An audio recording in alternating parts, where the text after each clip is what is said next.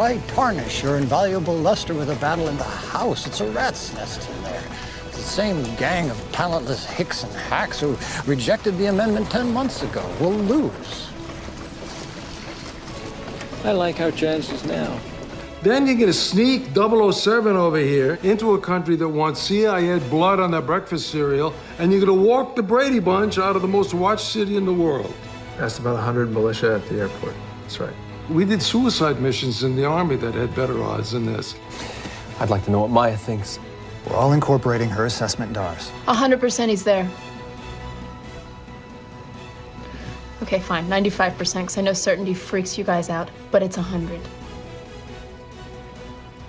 Zero Dark 30, Argo and Lincoln. A lot of politics up for Best Picture this year. We're going to talk about that in a little bit. Here with our second roundtable, joined by George Will, again, Democratic strategist, ABC News contributor Donna Brazile, Stephen Brill, the author of a new Time cover story that's getting an awful lot of attention this week on healthcare costs. We're going to talk about that as well. Why Medical Bills Are Killing Us is the title. Stephen Rattner, late of the Obama administration, financier, and also Kim Strassel of the Wall Street Journal. I want to start talking about the sequester. It is hitting on Friday. The public doesn't seem to mind all that much yet, doesn't seem to be paying too much attention. Pew poll out this week, about 49% of the public say they want to delay the cuts, but 40 say let them go into effect.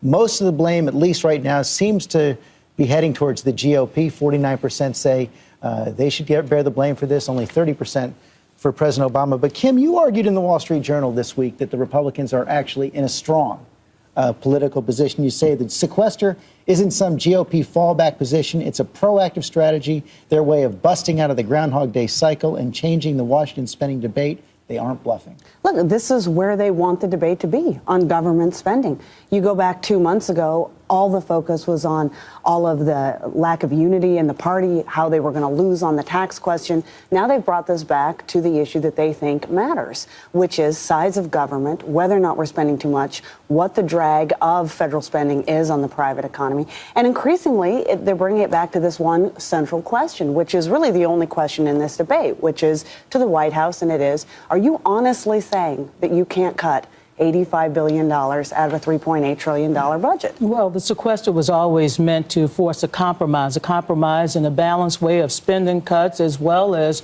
revenues. It was not intended to shut down the government or to have one side win an argument when both sides agree that we need to have a more robust economic growth and a plan to solve this problem, not just in the short term, but, in the long term as well. The $85 billion number itself is the wrong number. That's budget authority. The CBO says, Congressional Budget Office says, actual spending cut would be $44 billion in this fiscal year. That's less than Congress shoveled out the door, ostensibly to help the victims of Superstorm Sandy, but actually to get around the appropriations. But George, process. it is on top of $1.5 billion in cuts that have come over the last year and a half. Trillion, excuse me. Well, still, let's look at this, because we're being told by the president that these are severe, brutal, eviscerating, meat cleaver, those are all his words, approaches. 2.4% of spending, 0.5% of GDP, about half of what we spent bailing out AIG. The domestic agencies that would receive, on average, a 5% cut, received from Mr. Obama in the last 5 years 17% increases. So the president's position has to be, the logic of it is, the government right now is the minimal government that stands between us and misery and chaos. But that's not the president's position, but let's start with some facts, because it's not a 2% cut. You kind of slid in there what is the fact, which is that these cuts are focused heavily on what we call domestic discretionary spending, education, transportation, R&D, things that actually matter, and these are 5% cuts. It's $1.2 trillion with that and defense over the next 10 years. As George said, on top of $1.7 trillion of cuts that have been voted in the last 2 years, all on these same programs. I don't think the president is opposed to talking about spending. I'm certainly not opposed to talk about it, but let's talk about it, as somebody said in the previous panel, let's use a scalpel, not a meat axe. Let's put everything on the table, including entitlements and including revenues. Revenues were increased at the end of last year, but only by a small amount relative to the amount of spending cutting that you guys are talking about. So it needs to be a balanced approach. But this is the point. It doesn't have to be that way. I mean, this is up to the White House. You could fix this tomorrow. It's not up to the White House. No, you could fix this tomorrow. Just move the $85 billion. Are you actually saying subsidies to crony companies, slush funds, duplicated programs? There's plenty of ways to move that money into something that actually makes sense. All you have to do is ask, as Chairman Rogers was talking in the last panel, for the flexibility to do so, or put over their own proposals for where you move it to. Absolutely. The president has a proposal for where to move it to. The Republicans are not interested. Hikes. No, not just tax hikes. He's proposed $600 billion of spending cuts as part of his $1.2 trillion deficit reduction package. So he has spending cuts in it. He's prepared to do that. The Republicans would rather say the sequester is the president's idea, but we're not going to allow anything to happen to it because we want it to go into effect so everybody will see that it was the president's idea, even though it will have a very material effect on the economy. As an outsider, what I don't understand about this is everybody says it's a terrible idea, an awful idea, and yet everybody voted for it. And the White House keeps repeating that they want a balanced approach, and the president has all these cuts in mind, including cuts to entitlements, but I haven't seen anything specific that he's proposed. For the example, president's put at least two specific entitlement cuts on the table. He's proposed on the consumer price index and Social Security. He's proposed limiting that. He's proposed raising the age for Medicare eligibility. He did that. The president has come up with 3 different plans at various times post the sequester to try to force the Republicans to come back to the table to bring revenues into the equation. When has he put out a statement saying, let's raise the Medicare age to X? I haven't heard that. All right. Well, look, a couple of things. First of all, the president has talked about raising the Medicare age. I think to what? To 67. But wait a minute. In fairness, I think he has also backed off that a little bit for reasons that we can talk about. But the fact is, the president has a plan. This is his plan: $1.4 trillion of cuts over the next 10 years, balanced between revenues and spending. He's ready to have a dialogue. The Republicans, you guys are saying you actually like the sequester. You think it's fine that the government can cut this amount of money. So, okay, that's your position. Now let's let it happen, and we'll see who's right. But I want to go back to what you said, Mr. Rattner, about this is going to knock the economy sideways. $44 billion or $85 billion out of a $1.6 trillion economy. At the end of the Second World War, with predictions that this was going to cause chaos and pain all over we cut federal spending 40% in 1 year. And what resulted was what we call the post-war boom. I did not say it was going to knock the economy sideways. I said it was going to have an effect. Okay, well, I said it was going to have an effect on the economy. In the macro sense, I think economists are talking about a few tenths of a percent off GDP. It might not sound like a lot. In a fragile economy, it is a certain amount. But there are specific programs that are going to be affected. What every unemployed person gets is going to be reduced by 11% once this sequester goes into effect. There are going to be fewer agriculture inspectors to stand in food processing plants, which means those plants can't process food. One of the things I think the Democrats are counting on is that sometime in April or May, when this all starts to kick in, the Republicans are going to break again. They're not going to, because they have put this central to their strategy. They chose to do this. They want to have this debate. Again, it's not a fallback. Because, I mean, look, I think that there are a couple of dangers here for the White House. They are warning of doom and gloom. How bad is it actually going to be when it happens? That's a big question that has not yet been answered. We just don't know, we don't, and we don't also know. A lot of people are not paying attention to this. How many Americans? This is not a government shutdown, okay? People are still going to get their passports. They're still going to visit national parks. They're still going to do all the things they're used to doing.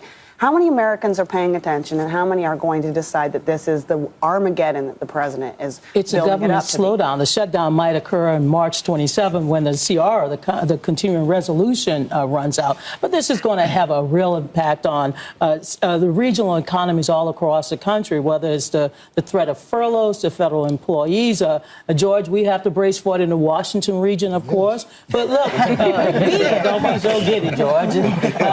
But the truth is that it's going to have an impact on children in Head Starts, teachers, firefighters, first responders. People who live in subsidized housing will see their checks drop. So this is going to hurt the economy at a time when people are finally getting their sea legs back. And George, the economy doing fairly well right now, was on track for about 3% growth. But if you add the effect of the sequester, if it holds, along with what the tax increase that came at the beginning of the year, economists now saying that could take over 1% off of the economic growth this year. Some economists. other economists deny that you can have a discernible effect on, again, a $16.4 trillion economy with $44 billion. It's Also, couldn't you maybe have a positive effect? Look, what markets are worried about is the size of the deficit, the size of the debt. They actually want some proof that Washington is making a start of fixing this problem. You do this, you let this go into effect. Hopefully you do it in a more targeted and intelligent and flexible way. But you do this, you send a signal to the markets that Washington is making a start. That could help the economy. But what every poll also shows is that what the American people want is a balanced approach. They want a balance between spending and taxes. As we said earlier, we've cut $1.7 trillion out of this relatively small part of the budget. We're eating our seed corn. Our spending on R&D and infrastructure as a percent of our economy has gone down by half over the last 20 or 30 years. We're not investing in the future, and these kinds of cuts are the worst possible kinds of cuts. What the American public also wants is health care they can afford and health care that works for them, and that gets to the subject of Steve Brill's cover story in the Time magazine this week, as I said, sending shockwaves to hospitals across the country. Let's put up the cover right there. Bitter pill, why medical bills are killing us. And you have some real shocking details here, Steve. You talk about sky-high medical bills for going to the emergency room for a fall in the face, people paying $1.50 for an aspirin, $300 for an x-ray that costs Medicare $20, but that's just the beginning. Right, and it actually bears on the conversation we're having because a chunk of that money is paid by Medicare. Medicare, as I point out in the article, is very efficient at most things. It buys health care really efficiently, which is a great irony because it's supposed to be, the big government bureaucracy. Where Medicare is not efficient is where Congress, because of lobbyists, have handcuffed Medicare. Medicare can't negotiate what it pays for any kind of drugs. It can't negotiate what it pays for wheelchairs or diabetes testing equipment. And if Congress took those handcuffs off of Medicare, you could get about half of the spending cuts that we're sitting around here talking about. Is that true? You could get a fair amount. And look, if Medicare were simply able to get the same prices for prescription drugs that Medicaid gets, it would save $120 billion over 10 years. So that's roughly actually a little more. But there's a fundamental point here, Stephen. I thought your piece was great, and I think your points are right. But I also don't want people to be confused.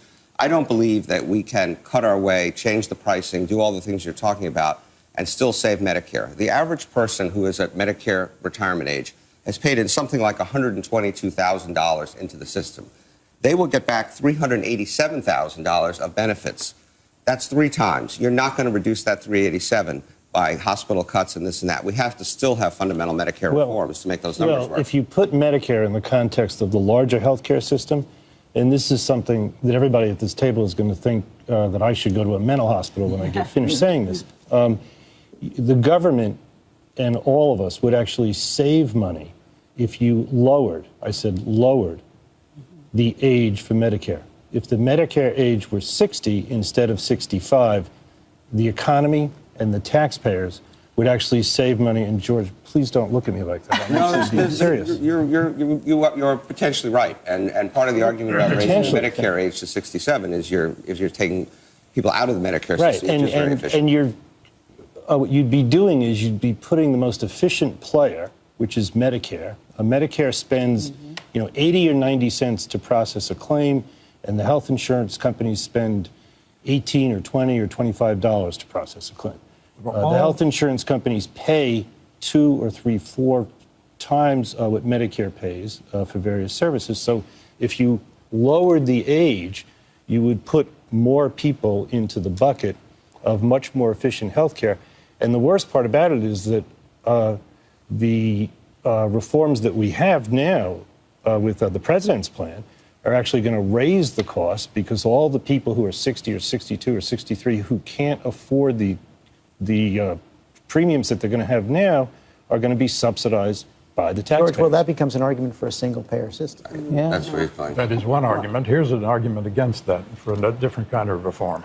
All the big numbers, billions and trillions, 12 cents is the most important number. 12 cents is the portion of every healthcare dollar paid by the person receiving the healthcare. Right. Someone else is paying the rest. It was 47 cents 50 years ago when Jack Kennedy was president. Now, let me ask the 5 of you a question. You go to the doctor and he or she says, I want to give you the following test. How many of you 5 say, how much is that going to cost? Say, give me two. The one for my kids. Don't bother, because the doctor can't tell you either. Right. We have George, you are completely wrong. We have tried that experiment with 30 to 50 million Americans who don't have health insurance and have to pay 100% right now. And they have no choice. They are powerless consumers. If you go to an emergency room and a doctor says to you, you need a CAT scan, and the doctor may not even say it, they may just do it. You're not sitting there as a consumer saying, gee, I wonder if this is the most efficient emergency room. I wonder if I really need that CAT scan. We have not actually tried that experiment. Yeah. No, we haven't, because we only have a small group of Americans who are doing that. We have a much larger group of Americans, like George says, who are getting their health care through their companies, and it's largely paid for them, and they have no skin in the game. The important part about your piece was that you mentioned that this is a seller's market. There is no transparency in the market. There's no competition. There's no ability for consumers to look around. We spend hours deciding which toaster we're going to buy. We put no such thought or work into where we're going to get our health care. And you have had companies like Safeway who've worked with their employees to introduce some transparency, and you've seen a big reduction in healthcare costs. There's a difference between buying a toaster and buying a CAT scan. This is a huge moral question for the country, because I agree with George that right now most Americans do not see price in deciding whether to use healthcare. You see price in toasters, you see price in cars and homes, everything else. In healthcare, you don't see price. And therefore, I have to believe, and I think your piece alluded to this, that when people go on Medicare, they really don't see price. They tend to consume more than they otherwise would. 26% of all Medicare spending is last year of life. We don't know how much of that is really efficacious spending. These are really tough moral questions for the country, but we're going to have to deal with them if we're really going to get health care. Well, what you're getting to, though, is the fundamental question. Are you going to let consumers make those choices about end-of-life decisions, or are you going to have Medicare make a decision about what procedures you can have and how much they'll pay, and government make those choices? That's the moral point. If the consumers you have in mind have the money, because you're saying they're not going to have insurance, have the money to make those decisions the way my friend Mr. Rattner can. And that is not the world we live in. They're making decisions now, those consumers who don't have insurance, because they don't have the money, they can't write the checks, they're being sued for their bills. You know, this world you describe. But once they go on Medicare, they're in a different position. Once they're 65, if they're 64. The point all of us are trying to make is that people who have either private insurance or Medicare probably, almost certainly, consume more medical service than they need because they don't see price. The point is, for everyone else, it's a crap shot. The uninsured is not the germane cohort here. The germane cohort are people with high deductible insurance. That is, no one expects your automobile insurance to cover your windshield wipers or your oil changes. Insurance is for large, unpredictable events. People who buy high deductible insurance, and we now have enough of them that we have real data. Two things. They use the healthcare system less, and there's no discernible health cost to it. I want to get to one more issue before we take a break, and that is, it seems like so much of the rest of the agenda has been bogged down in the face of all these budget fights, especially this gun control, which was so much a part of the president's pitch at the beginning of the year. Last night, Wayne LaPierre of the NRA coming out hard against universal background checks. Background checks, it all sounds so reasonable. But don't you be fooled. It's aimed at registering your guns. And when another tragic opportunity presents itself, that registry will be used to confiscate your guns. Donna, Brazile, it does seem as if this whole effort has slowed down. No, it hasn't. It's gone on. Joe Biden is the public face of it. He's out there meeting, and he was in Newtown last week. He's traveling all across the country, meeting with law enforcement officials. Patrick Leahy will be putting together some proposals, a Senate Judiciary Chairman, to try to advance this at the end of the month. Gun safety laws are still topic A across the country, from Tucson to in Colorado and Maryland. State lawmakers are taking the initiative, and I think Mr. Wayne LaPierre is on the wrong side of history.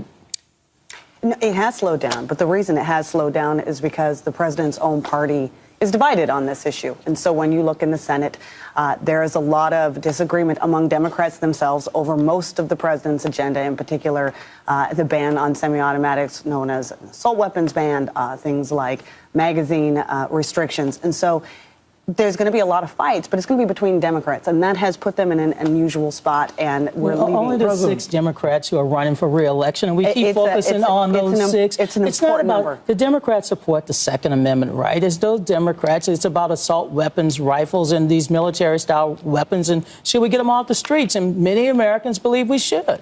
Get them off the streets, precisely. The president went to Chicago this week. Chicago has more gun homicides in New York, although New York has 3 times the population. What's the difference? The difference is different police measures. And New York, with a lot of controversy, has had stop and frisk, and it's had a measurable effect on gun violence. It's not sexy, it's not a federal program, it's at the local level, and it works. It did appear, though, that there was going to be a consensus on background checks. Even that, though, now appears to be fraying just a bit. Yeah, I think the polls show 93% of Americans are in favor of background checks, and so you see Wayne up here and you wonder about it. But I think the problem here is that what history would tell us is time is not your friend on something like this. If you go back to 1968, when Lyndon Johnson was trying to pass gun control, he'd been trying to pass it since President Kennedy's assassination. After RFK and Martin Luther King, it seemed like a no-brainer it was going to get passed, and then it just slowly got in the mud, and we got a very watered-down bill. See if that happens this year. Okay, we're going to take one more quick break.